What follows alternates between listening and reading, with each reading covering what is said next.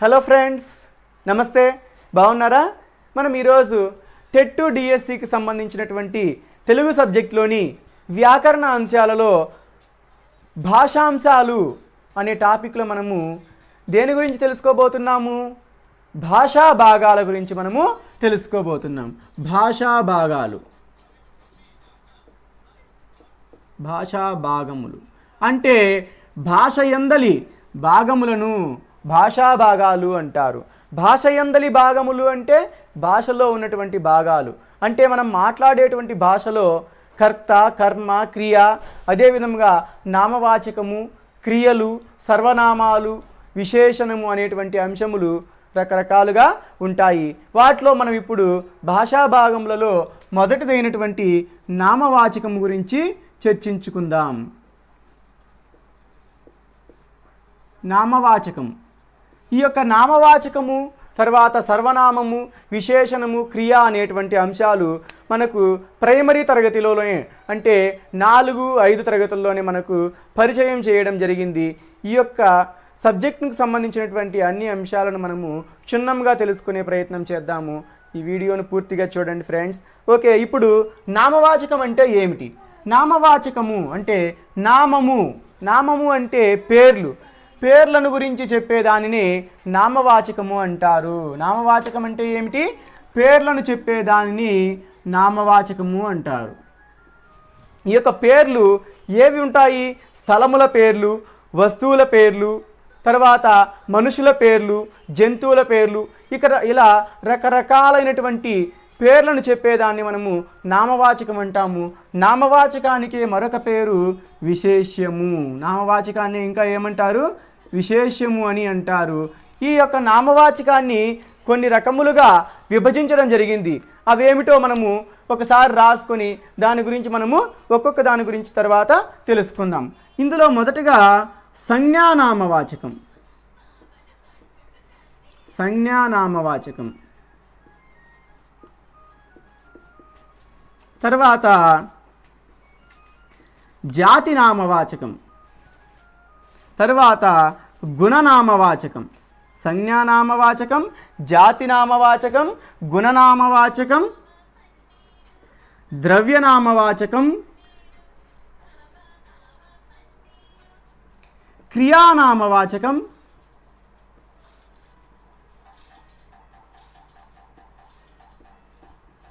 అదేవిధముగా సమూహ నామవాచకం అనేటువంటివి. సమూహ నామవాచకం.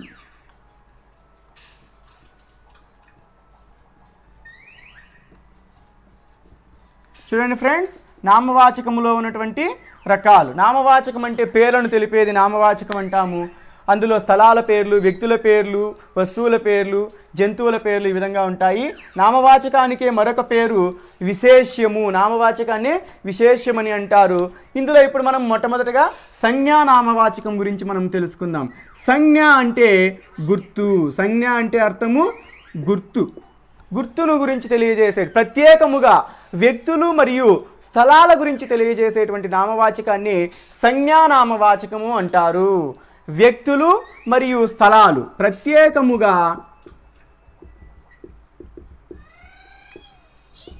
వ్యక్తులు, స్థలాల గురించి తెలియజేసేటువంటి నామవాచకాన్ని సంజ్ఞానామవాచకం అంటాము. ఉదాహరణకు రాముడు,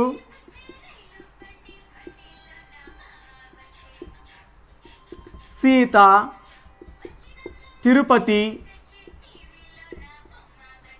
లాంటి ఈ యొక్క వ్యక్తులు మరియు స్థలాల పేర్లను తెలియజేసేటువంటి నామవాచకాన్ని సంజ్ఞానామవాచకం అని అంటారు. తర్వాత జాతి నామవాచకం అంటే ఇక్కడ సమానమైనటువంటి ధర్మాలు, స్వభావాలు గల వస్తువుల సమూహాన్ని తెలియజేసేటువంటి నామవాచకాన్ని మనము జాతి నామవాచకము అని అంటారు. సమానమైన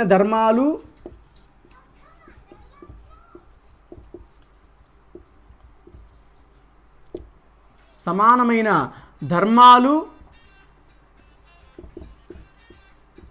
స్వభావాన్ని కలిగినటువంటి వస్తువుల సమూహాన్ని తెలియజేసే దాన్ని జాతి నామవాచకమని అంటారు.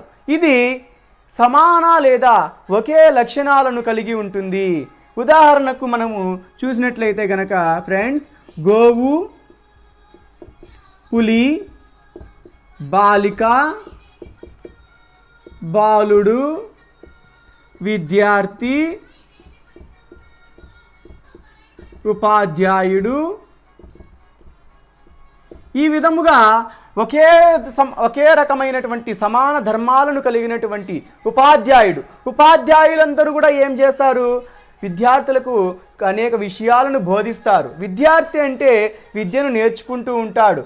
ఈ విధముగా ఒకే రకమైనటువంటి ధర్మాలను కలిగినటువంటి దాన్ని మనము జాతి నామవాచకముగా చెప్పుకోవచ్చు. అదే విధముగా మనము మూడవది చూసినట్లయితే గుణనామవాచకం.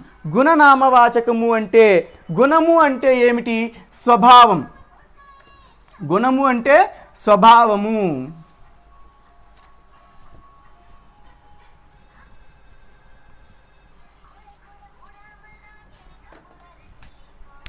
గుణనామవాచకం. గుణనామవాచకం. గుణము అంటే ఏమిటి? స్వభావం. స్వభావాన్ని గురించి తెలియజేసేటువంటి నామవాచకాన్ని మనము ఏమని చెప్తాము? గుణనామవాచకమని అంటారు. ఉదాహరణకు తెలివి, జ్ఞానము, మంచి, చెడు అనేటువంటి వాటిని మనము గుణనామవాచకం కింద చెప్పుకోవచ్చు. అదే విధముగా నాలుగవది ద్రవ్యనామవాచకం. ద్రవ్యనామవాచకం. ద్రవ్యనామవాచకం అంటే ఏమిటి? ద్రవ్యము అంటే ధనము. ద్రవ్యము అంటే ధనము లేదా పదార్థము. ద్రవ్యనామవాచకం. ద్రవ్యము అంటే ధనము లేదా పదార్థం. వీటిని గురించి తెలియజేసేటువంటి నామవాచకాన్ని ద్రవ్యనామవాచకము అని అంటారు. ఉదాహరణకు బంగారము, వెండి, పెట్రోలు, గాలి, అదేవిధముగా భూమి అనేటువంటి వాటిని మనము ద్రవ్యనామవాచకం కింద చెప్పుకోవచ్చు. అదే విధముగా సమూహనామవాచకము. ఏమిటి? సమూహనామవాచకం.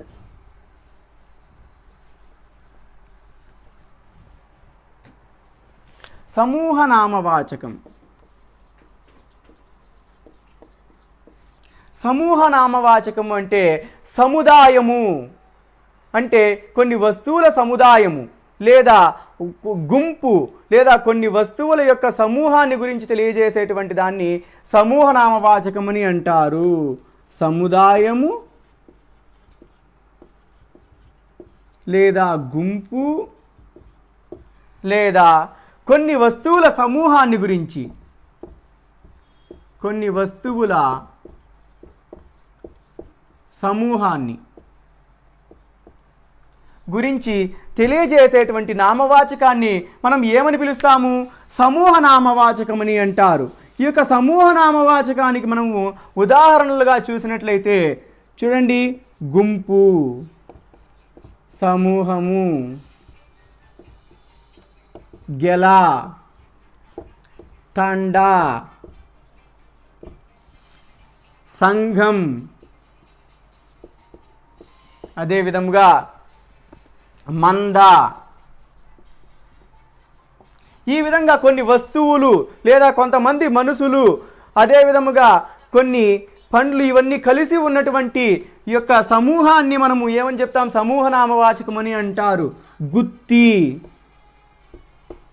తెగ, తెగలు, ఇవన్నీ కూడా సమూహ నామవాచకం కిందికి వస్తుంది. తరువాత క్రియానామవాచకము.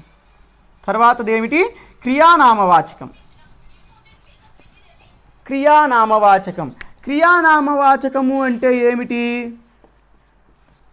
పనిని గురించి తెలిపేటువంటి నామవాచకాన్ని క్రియానామవాచకం అని అంటారు. పనిని గురించి తెలిపే నామవాచకాన్ని క్రియానామవాచకం అని అంటారు. ఉదాహరణకు పాడు, వండు, తిను, వెళ్ళాడు, వచ్చాడు, అనేటువంటివి క్రియానామవాచకానికి సంబంధించినటువంటి పదాలు. మనము ఇంకా తెలుసుకోబోయేటువంటి అంశము సర్వనామాలు. ఏమిటి? సర్వనామాలు. సర్వనామం. సర్వనామము అంటే ఏమిటి? సర్వ అంటే అన్నీ అని అర్థం. సర్వనామము అంటే అన్నీ.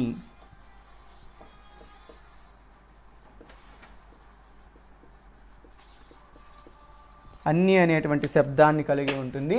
సర్వనామము అనేటువంటిది నామవాచకానికి బదులుగా వాడబడే పదాలను సర్వనామమని అంటారు. నామవాచకానికి బదులుగా వాడబడేటువంటి పదాలను సర్వనామమని అంటారు. ఉదాహరణకు అది, ఇది, అతడు, ఆమె, పలు, ఆ, ఈ, ప, నీ, నా, మన అనేటువంటివి సర్వనామానికి సంబంధించినటువంటి ఉదాహరణలు. ఈ యొక్క సర్వనామాలలో మళ్ళీ మనకు కొన్ని రకాలనేటివి ఉన్నాయి. అవేమిటో కనుక చూసినట్లయితే, 1 నిర్దేశాత్మక సర్వనామం, 2 అనిర్దేశాత్మక సర్వనామం, 3 పురుషబోధక సర్వనామం, 4 సంబంధ బోధక సర్వనామము, 5 ప్రశ్నార్థక సర్వనామం, 6 సంఖ్యావాచక సర్వనామము, 7 సంబుద్ధివాచక సర్వనామం అనేటువంటి రకాలు ఉన్నాయి. వీటిలో మనం ఇప్పుడు ఒక్కొక్క దాని గురించి చర్చించుకుందాం ఫ్రెండ్స్. చూడండి, మొట్టమొదటగా నిర్దేశాత్మక సర్వనామం. నిర్దేశాత్మక సర్వనామం. నిర్దేశాత్మక సర్వనామము అంటే ఏమంటే, ఇది ఫలానా అనేటువంటి తెలియజేసేటువంటి సర్వనామాన్ని మనము నిర్దేశాత్మక సర్వనామం, నిర్దేశించి ఇది ఫలానా అని ఖచ్చితముగా చెప్పేటువంటి సర్వనామాన్ని నిర్దేశాత్మక సర్వనామము అని అంటారు. ఉదాహరణకు అది, ఇది, ఆమె, అతడు అని ఖచ్చితముగా ఒక విషయాన్ని గురించి చెప్పడాన్ని నిర్దేశాత్మక సర్వనామం అని అంటారు. అవి, ఇవి అనేటువంటి అంశాలు. అదే విధముగా అనిర్దేశాత్మక సర్వనామం. అనిర్దేశాత్మక సర్వనామం. అనిర్దేశాత్మక సర్వనామం అంటే ఏమిటి? ఎంతో కొంత లేదా నిర్దేశించి చెప్పకపోవడాన్ని మనం అనిర్దేశాత్మక సర్వనామం అని అంటారు. చూడండి, అనిర్దేశాత్మక సర్వనామం అంటే ఎంతో కొంత లేదా నిర్దేశించి చెప్పకపోవడం అనేటువంటి అంశాలను తెలియజేసేదాన్ని అనిర్దేశాత్మక సర్వనామం అని అంటారు. ఉదాహరణకు అన్ని,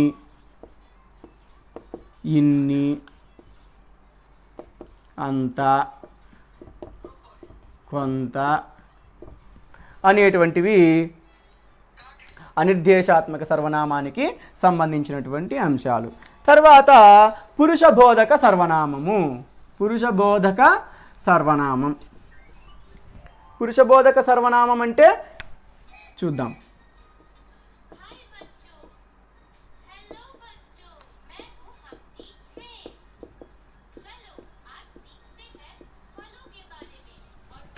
పురుషబోధక సర్వనామం అనేటువంటిది పురుషులకు సంబంధించినటువంటి అంశాలను తెలియజేసేదాన్ని పురుషబోధక సర్వనామము అని అంటారు. పురుషులు ఎన్ని రకాలు? ముఖ్యముగా 3 రకాలు. ఉత్తమ పురుష, మధ్యమ పురుష, ప్రథమ పురుష. ఉత్తమ పురుష, మధ్యమ పురుష, ప్రథమ పురుష.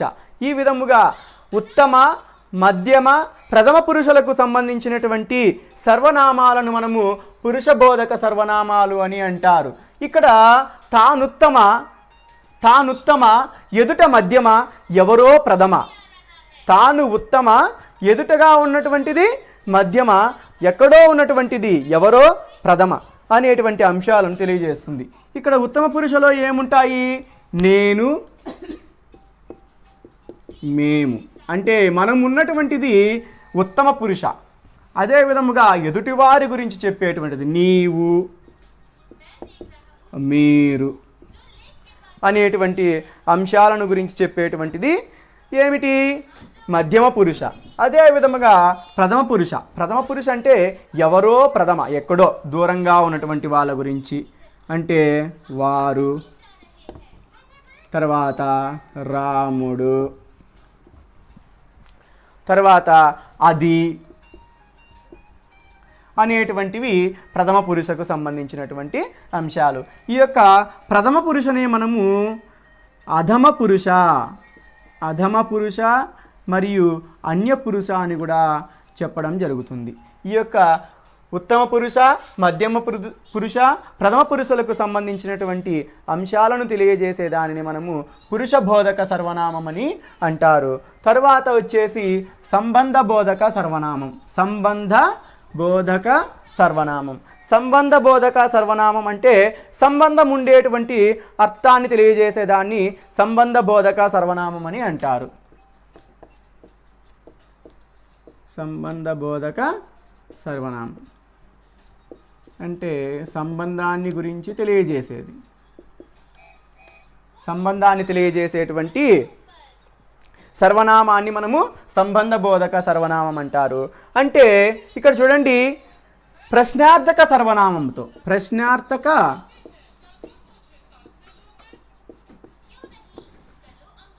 సర్వనామముతో, ప్రశ్నార్థక సర్వనామముతో నిర్దేశాత్మక సర్వనామానికి, నిర్దేశాత్మక సర్వనామానికి, నిర్దేశాత్మక సర్వనామానికి అన్వయం కుదిరిన సర్వనామాన్ని,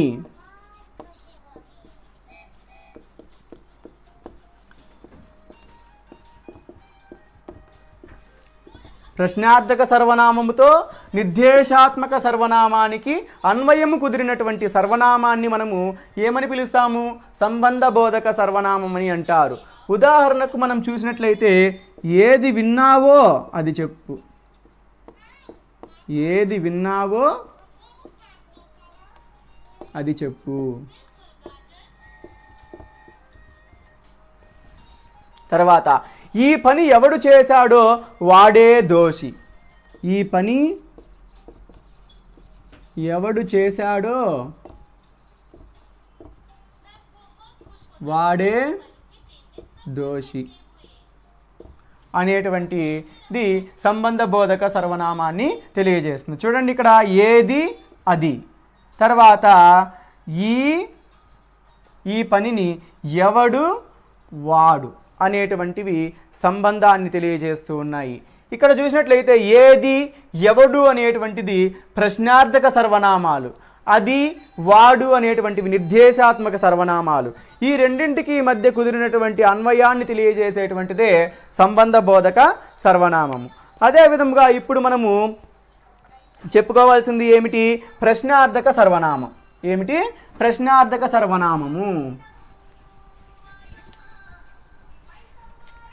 ప్రశ్నార్థక సర్వనామం.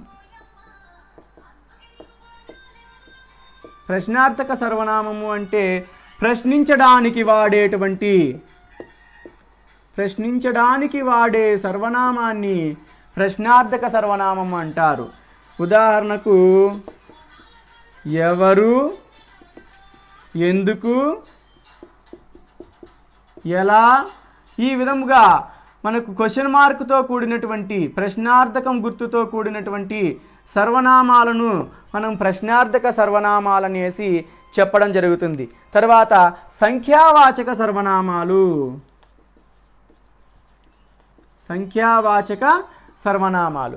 సంఖ్యావాచకం అంటే సంఖ్యలను తెలియజేసేటువంటి సర్వనామం.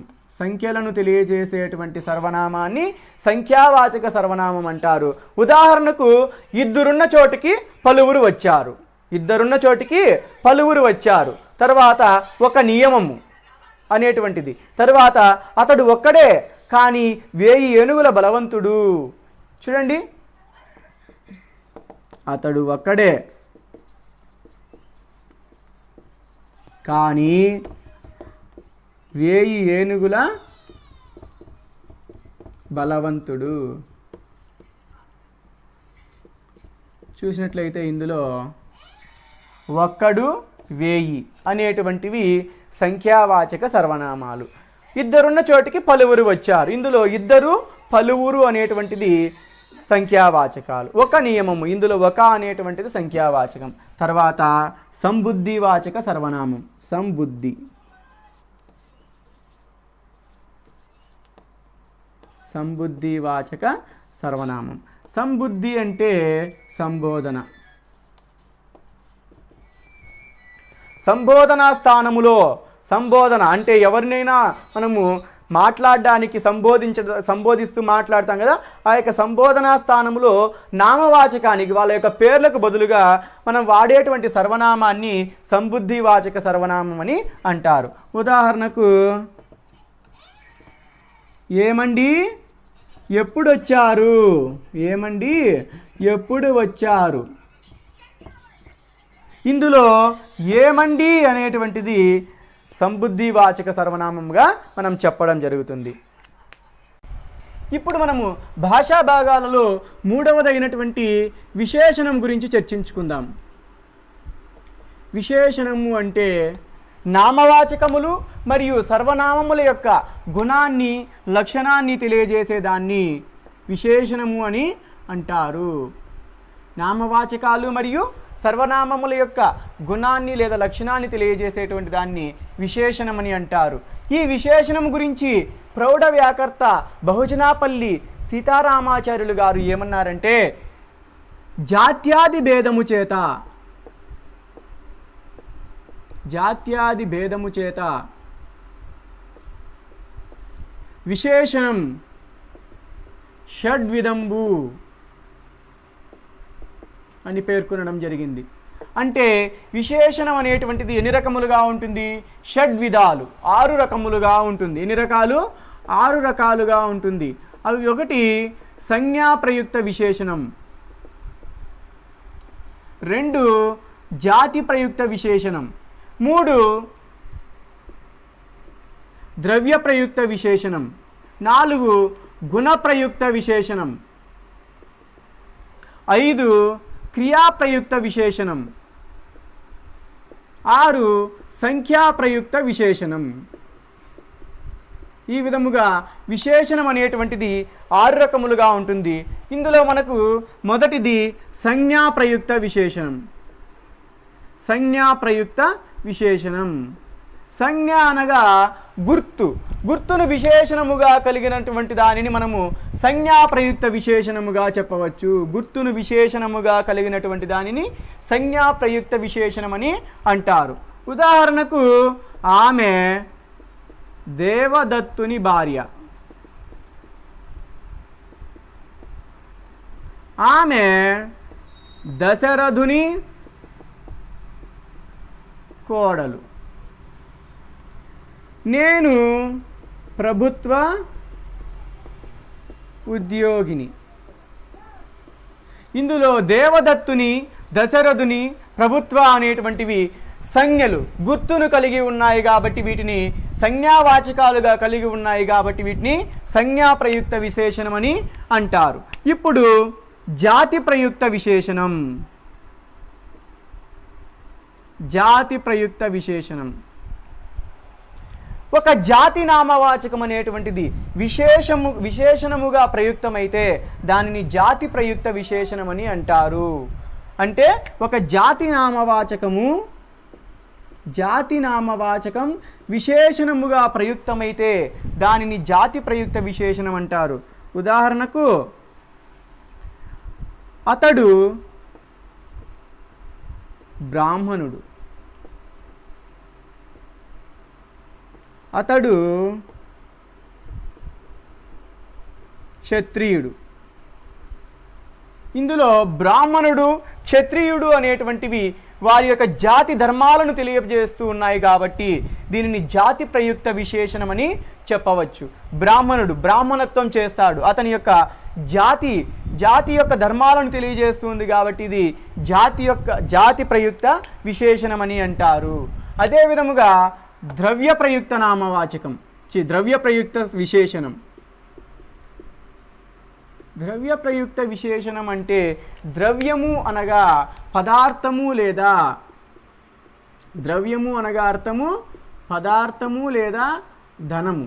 ఈ యొక్క ధనము లేదా పదార్థం అనేటువంటిది విశేషణముగా కలిగినటువంటి వాటిని ద్రవ్య ప్రయుక్త విశేషణమని అంటారు. ఉదాహరణకు రాముడు ధనవంతుడు అనేటువంటిది ఇక్కడ ద్రవ్య ప్రయుక్త విశేషణముగా మనము చెప్పుకోవచ్చు. తర్వాత గుణ ప్రయుక్త విశేషణం. గుణ ప్రయుక్త విశేషణం అంటే ఏమిటి? ఇంతకుముందు మనం చెప్పుకున్నాం గుణ సర్వనామము, గుణ ప్రయుక్త నామవాచకాలని. ఇక్కడ గుణ ప్రయుక్త విశేషణం అంటే ఏమి? గుణము అంటే స్వభావం, గుణం అంటే స్వభావం. నామవాచకాలు లేదా సర్వనామాల యొక్క రంగు, పరిమాణము, స్వభావాన్ని తెలియజేసేటువంటి విశేషణాలను మనం ఏమని చెప్పవచ్చు? గుణ ప్రయుక్త విశేషణం అని చెప్పవచ్చు. ఉదాహరణకు అతడు నల్లనివాడు, చింతకాయ పుల్లగా ఉంటుంది. ఈ విధంగా నల్లని, పుల్లగా, ఎరుపు, ఎత్తు, లావు, సన్నము, ఇలా ఈ యొక్క రంగు, పరిమాణము, స్వభావాన్ని తెలియజేసేటువంటి వాటిని మనము గుణ ప్రయుక్త విశేషణముగా మనము చెప్పుకుంటాము. తర్వాత క్రియాప్రయుక్త విశేషణం. మనకు ఈ యొక్క విశేషణములలో కొంచెము ముఖ్యముగా చెప్పుకోదగినటువంటిది క్రియాప్రయుక్త విశేషణం. క్రియాప్రయుక్త విశేషణం అంటే ఏమి? క్రియ అంటే పని, క్రియ అంటే పని, పనిని విశేషణముగా కలిగి ఉన్నటువంటి దానిని మనము క్రియాప్రయుక్త విశేషణం అని అంటారు. క్రియను విశేషణముగా కలిగినటువంటి దానిని క్రియాప్రయుక్త విశేషణం అంటారు. దీనినే మనం ఇంకా ఏమని చెప్పవచ్చు అంటే కనుక ధాతు విశేషణం అని అంటారు. క్రియాప్రయుక్త విశేషణాన్ని ధాతు విశేషణం అని అంటారు. ఈ యొక్క క్రియాప్రయుక్త విశేషణం అనేటువంటిది ఇందులో ఒక పని ఎప్పుడు, ఎక్కడ, ఎట్లా జరిగిందో చెబుతుంది. క్రియాప్రయుక్త విశేషణం అనేటువంటిది ఒక పని ఎప్పుడు, ఎక్కడ, ఎట్లా జరిగిందో తెలుసుకోవడానికి ఉపయోగపడేదే క్రియాప్రయుక్త విశేషణం. దీనికి ఉదాహరణలుగా చెప్తే కనుక వచ్చువాడు, వెళ్ళువాడు, ఈ విధంగా. ఇందులో చూసినట్లయితే కనుక రేత్రి నా కూతురు పట్టెడన్నం పెట్టింది. రేత్రి నా కూతురు పట్టెడన్నం పెట్టింది. ఇందులో రేత్రి ఎప్పుడు పెట్టింది? రేత్రి పెట్టింది. ఇందులో రేత్రి అనేటువంటిది క్రియాప్రయుక్త విశేషణం, క్రియాప్రయుక్త విశేషణం. ఇందులో కూతురు అనేటువంటిది కర్త. ఎవరు పెట్టారు, ఎవరు అని ప్రశ్నించినప్పుడు మనకు సమాధానము దొరికితే అది కర్త అవుతుంది. తర్వాత ఏమి పెట్టింది, ఏం పెట్టింది అనేసి మనకు ప్రశ్నించినప్పుడు సమాధానం దొరికితే దానికి అది కర్మ అవుతుంది. పట్టెడన్నం అనేటువంటిది కర్మ. ఇక్కడ చివరగా వాక్యము చివరలో ఉండేటువంటిది క్రియ. మనకు ఏదైనా ఒక వాక్యము రాసినప్పుడు మనకు కర్త, కర్మ, క్రియ అనేటువంటి భాగాలు ఉంటాయి. వాటి గురించి మనం తర్వాత క్లాసులలో చర్చించుకుందాం. ఇప్పుడు ఇందులో రేత్రి అనేటువంటిది క్రియాప్రయుక్త విశేషణంగా మనము చెప్పుకోవచ్చు. ఈ క్రియాప్రయుక్త విశేషణాన్ని ధాతు విశేషణం అని కూడా అంటారు. ఎప్పుడు, ఎక్కడ, ఎట్లా ఒక పని జరిగిందో తెలుసుకోవడానికి ఉపయోగపడేటువంటిదే క్రియాప్రయుక్త విశేషణము. ఈ విధంగా ఎప్పుడు, ఎక్కడ, ఎలా అని ప్రశ్నించినప్పుడు సమాధానం దొరికితే అది క్రియాప్రయుక్త విశేషణముగా మనము చెప్పవచ్చు. తరువాత సంఖ్యాప్రయుక్త విశేషణం. సంఖ్యాప్రయుక్త విశేషణం. సంఖ్యాప్రయుక్త విశేషణం అంటే ఒక సంఖ్యావాచకము విశేషణముగా ప్రయుక్తమైతే, ఒక సంఖ్యావాచకం విశేషణముగా ప్రయుక్తమైతే దానిని సంఖ్యాప్రయుక్త విశేషణం అని అంటారు. సంఖ్యావాచకం సంఖ్యావాచకం అనేటువంటిది విశేషణముగా ప్రయుక్తమైతే దాన్ని సంఖ్యాప్రయుక్త విశేషణం అని అంటారు. ఉదాహరణకు అతడొక్కడు బాలుడు, అతడొక్కడు బాలుడు. ఇందులో ఒక్కడు అనేటువంటిది సంఖ్యాప్రయుక్త విశేషణంగా మనము చెప్పుకోవచ్చు. ఇంతటితో మనకు విశేషణానికి సంబంధించినటువంటి విషయము పూర్తయింది. ఇప్పుడు క్రియను గురించి మనము తెలుసుకుందాం. క్రియ అంటే ఏమిటి? పని, చేసేటువంటి పనినే క్రియ అని అంటారు. క్రియ అనగా పని. అది పని యొక్క స్థితిగతులను మనకు తెలియజేస్తుంది, దాన్ని క్రియ అంటారు. క్రియ అనగా మనం రోజు ఉదయం నిద్ర లేచినప్పటి నుంచి రాత్రి పడుకునే వరకు మనం రకరకాల పనులు చేస్తూ ఉంటాం. ఉదయం నిద్ర లేవడము, పళ్ళు తోమడం, స్నానం చేయడం, అన్నం తినడం, నీళ్లు తాగడం, తర్వాత చదువుకోవడం, రాయడం, మాట్లాడడం, కూర్చోవడం, లేవడం, పరిగెత్తడం, గంతులు వేయడం, నిద్రపోవడం, ఇలా రకరకాలుగా మనం చేసేటువంటి ప్రతి పనిని కూడా మనము క్రియ అని చెప్పవచ్చు. ఈ క్రియలు మనకు ముఖ్యముగా 2 రకాలుగా ఉంటాయి. క్రియలు ఎన్ని రకాలు? 2 రకాలు. అది ఒకటి సమాపక క్రియ. క్రియలు 2 రకాలు. ఒకటి సమాపక క్రియలు, 2 అసమాపక క్రియలు. సమాపక అంటే పూర్తిగా ఒక భావం, ఒక పని పూర్తి అయిపోయింది అని తెలిపేటువంటి క్రియలనే మనము సమాపక క్రియలు అని చెప్పవచ్చు. అదే విధముగా చూడండి, ఒక వాక్యము యొక్క భావాన్ని పూర్తిగా తెలియజేసేటువంటి దాన్ని మనము సమాపక క్రియలు అని అంటారు. రాముడు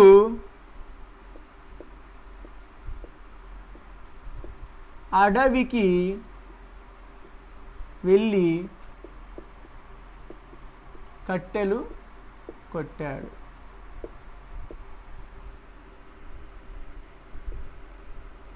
రాముడు స్నానము చేసి బట్టలు వేసుకున్నాడు. ఈ విధముగా చివరలో ఈ విధముగా ఒక వాక్యము యొక్క భావం అనేటువంటిది పూర్తయిందని తెలిపేటువంటి క్రియనే సమాపక క్రియ అని అంటారు. ఈ సమాపక క్రియకు వ్యతిరేకము అసమాపకము. అసమాపక క్రియ అంటే ఏమిటి? ఇంకా పని పూర్తి కాలేదు అని తెలిపేటువంటి క్రియలనే అసమాపక క్రియలు అని అంటారు. ఈ అసమాపక క్రియల గురించి తర్వాత క్రియలో ఉన్నటువంటి పూర్తి విషయాన్ని మనము తర్వాతి క్లాస్లో మనము క్రియలు అనేటువంటి ఒక పూర్తి వీడియోలో మనము తెలుసుకుందాం.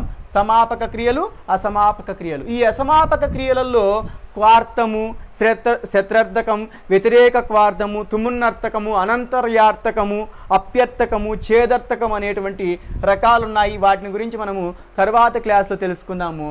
ఇప్పుడు అసమాపక క్రియలు అంటే దీనికి ఉదాహరణగా ఇంకా పని పూర్తి కాలేదు అని తెలిపేటువంటివి చేసి, వచ్చి, తిని, వస్తే,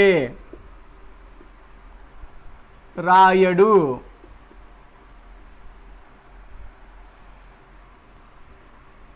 రాయి. ఈ విధంగా మనకు రకరకాలుగా అంటే పని పూర్తి కానటువంటి దానిని మనము అసమాపక క్రియలు అని చెప్పవచ్చు. ఓకేనా? ఈ తర్వాత మనము క్రియలు పూర్తయిన తర్వాత ఇంకా 5వ అంశం వచ్చేసి అవ్యయం. 5వ అంశం ఏమిటి? అవ్యయం. భాషా భాగాలలో 5వ అంశం ఏమిటి? అవ్యయం. అవ్యయము అంటే లింగ, వచన, విభక్తి శూన్యమైనటువంటి దానిని అవ్యయమని అంటారు. లింగ, వచన, విభక్తి శూన్యమైన దానిని అవ్యయాలు అంటారు. అవ్యయము అంటే వ్యయము కానిది అని అర్థం. చూడండి, ఈ యొక్క అవ్యయాలు ప్రధానముగా 3 రకాలుగా ఉంటాయి. అవ్యయాలు ఎన్ని రకాలు? 3 రకాలు. ఒకటి ప్రతిపదోక్తాలు, 2 లాక్షణికాలు, 3 సముచ్చయాలు. ప్రతిపదోక్తాలు, లాక్షణిక అవ్యయాలు, సముచ్చయ అవ్యయాలు అనేసి 3 రకాలుగా ఉన్నాయి. ఇక్కడ ప్రతిపదోక్తాలు అంటే ఏమంటే గనక ఒక వాక్యములో సహజముగా ఏర్పడినటువంటి వాటిని, సహజముగా ఏర్పడేటువంటివి ప్రతిపదోక్తాలు. ఉదాహరణకు అక్కడ, ఇక్కడ, ఎక్కడ, ఆహా, ఓహో, ఔరా, భలి, అయ్యో, అయ్యారే, భలారే, భలి, ఇలా రకరకాలుగా మనకు సహజముగా ఏర్పడేటువంటి వాటిని ఎట్టకేలకు, ఎట్టకేని, ఇవి ప్రాయశః అనేటువంటివి మనము ఏంగా చెప్పవచ్చు? ప్రతిపదోక్తాలు అంటారు. ఆహా, ఓహో, ఔరా, భలి, అయ్యారే, అమ్మో, ఔరౌరా,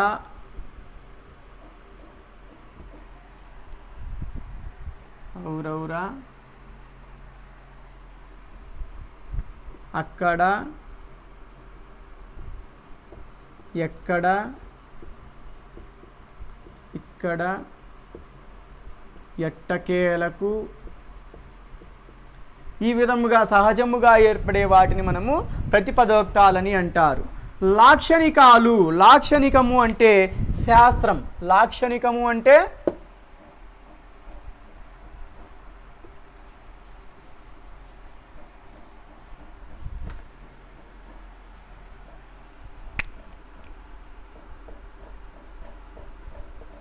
లాక్షణికాలు. లక్షణము అంటే శాస్త్రం.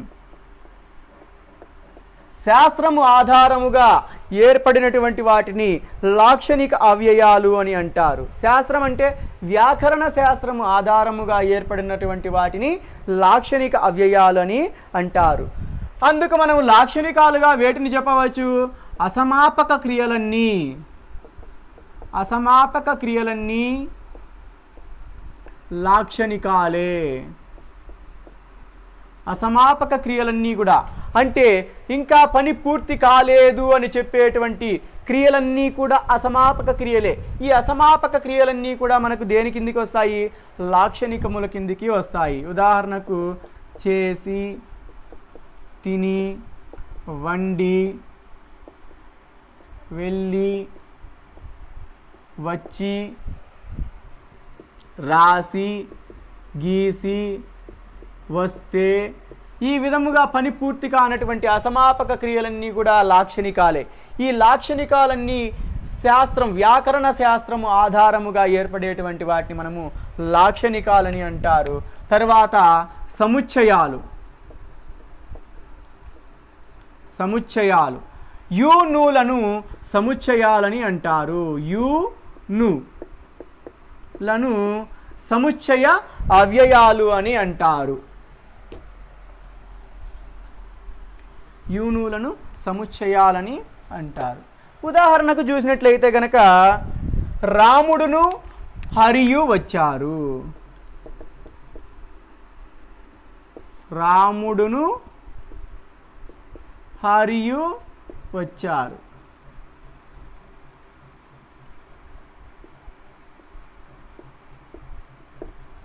ఇక్కడ చూసినట్లయితే ను, యు అనేటువంటివి ఒక వాక్యములో ఏర్పడినాయి కదా.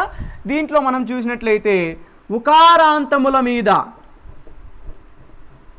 ఉకారాంతముల మీద ను, ఉకారాంతములు కాని వాటి మీద, ఉకారాంతములు, ఉకారాంతములు